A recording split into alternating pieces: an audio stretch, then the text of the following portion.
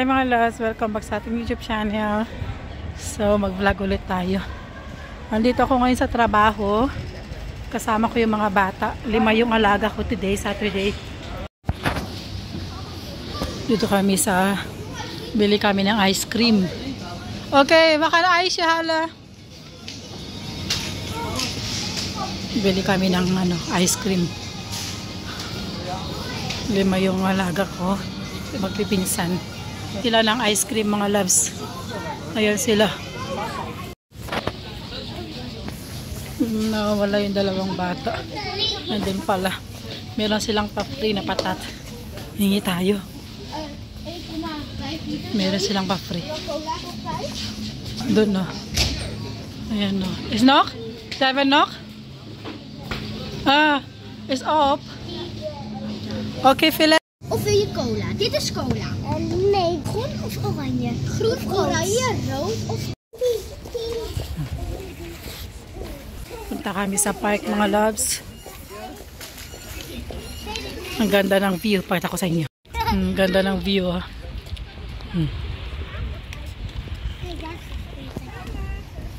Het is echt een rut. Ja, maar ik ook een dit geweest. Dat is zo'n zeker. Ik ga ook op hockey. Ik ben heel goed in hockey.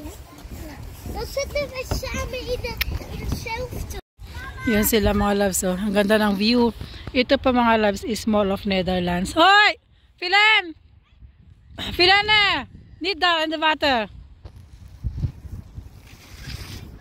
Yan yung view ng Mall of Netherlands mga loves. Ganda ng view no?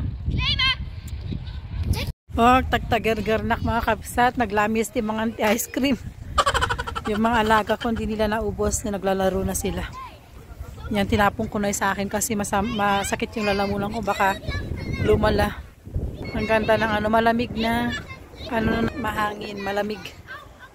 Malamig na yun, naglalaro sila. Ang ganda ng view. Maganda dito mga kapsat pag summer. Tignan niyo sa cottage, so ang daming tao nakaupo. Yan. Mamaya meron tayong pupuntahan na na party.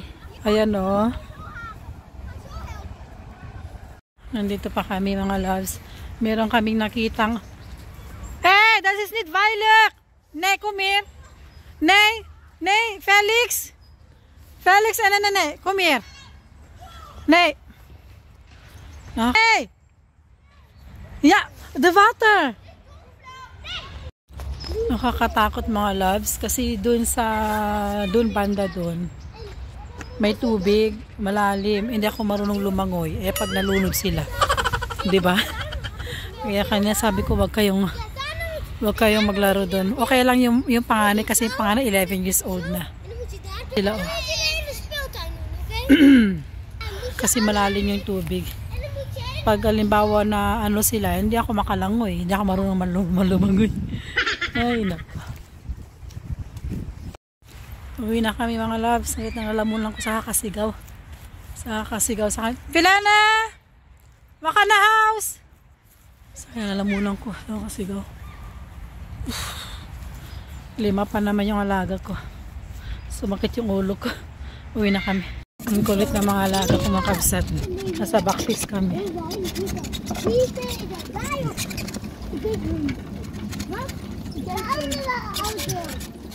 Na kami. Hello mga loves, welcome back again. So continue natin yung vlog natin kahapon. Today is Sunday. So ngayon mga loves, nandito ako sa car kasi si Mr. nag-stop siya sa Albert.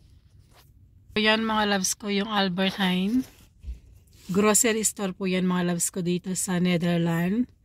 So, bibili lang po siya ng kasi mamaya magluluto daw siya ng something na pasta sa aming dinner. So mamaya magluto ako ng pinakbet kasi kahapon Saturday nagpunta ako ng market and yun bumili ako ng pang pinakbet. And sa mga hindi nakakilala po bakit pinakbet, kasi mostly mga pinakbet is hindi kumakain ng mga white, mga foreigner. Yung amo ko mga loves ko is nasanay, foreigner po siya pero ako kasi 21 years na po ako sa kanya. And minsan kasi nagluluto ako ng pinakbet before. Pinatikim ko sa kanya, nagustuhan niya. So, dahil nagbakasyon po siya ng 2 months, na-miss daw niya. And bumili din ako ng isda kasi masarap 'di ba ang pinakbet na with isda. So yun, and kahapon 'di ba nag-vlog ako. So na-post ko na ngayon, panoorin niyo po. Ito po yung continue ng vlog natin na about dun sa mga bata na nag-babysit ako. That was Saturday also. So I try na mag-vlog po ng short video, mga maximum 9 minutes lang po para mapanood niyo at matapos niyo.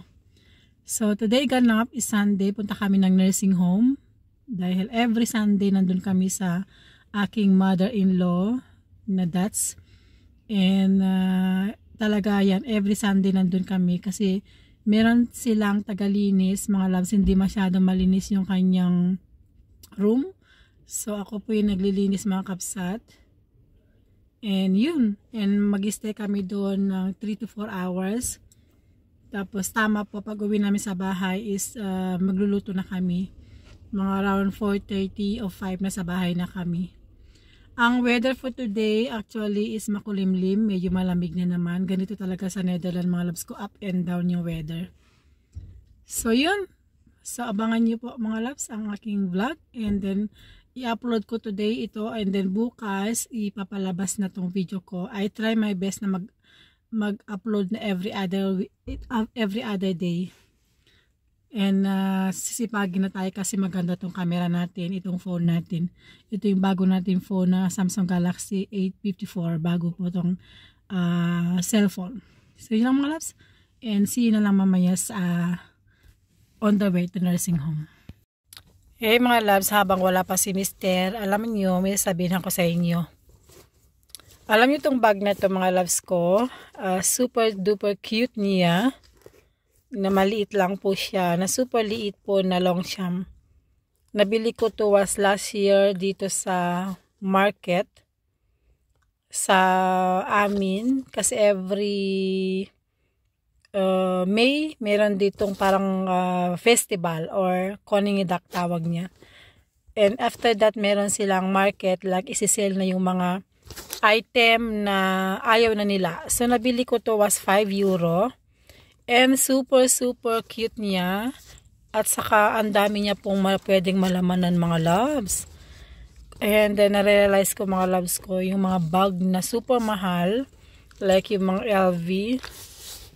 And maganda sila mga loves ko. Pero pagdating sa ganitong bag is very useful. Kasi maliban is napakagaan. Ang dami po niyang malamanan. Super cute niya mga loves. Yan.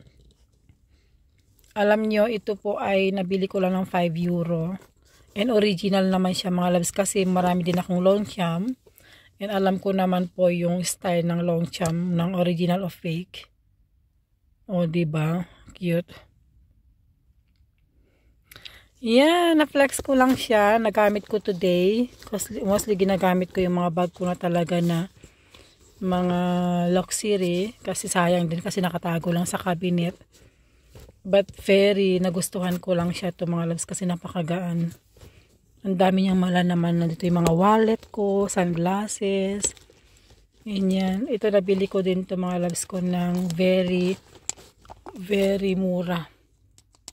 Napakamura ito mga loves ko. Nabili ko siya ng murang-mura talaga. Yan. Yan lang po. Nandiyan na si Mister. Let's go. Later ook president Herzog werden buiten door demonstranten onthaald met gefluit en boegeroep. De politie heeft in Amsterdam een man aangehouden die PVV-leider Wilders met de dood had bedreigd. Hij staat morgen voor de rechter. Wie hij is en waarom hij Wilders wilde vermoorden is niet duidelijk. Wilders wordt al jaren zwaar beveiligd. Hij wordt naar eigen zeggen soms honderden keren per dag met de dood bedreigd. En in het...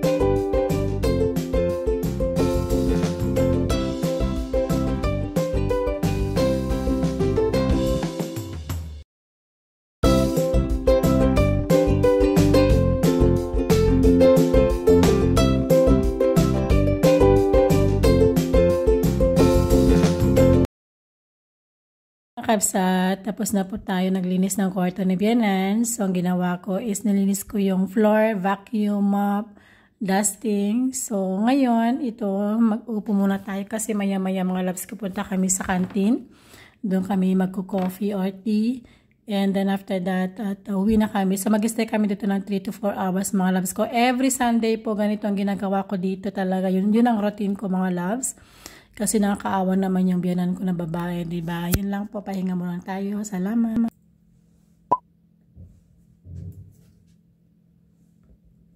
Ay mga kabsat ko, nasa bahay na kami. Hindi na ako nakapag-vlog dun sa canteen kasi bawal po na i-vlog yung mga matanda, mga loves ko.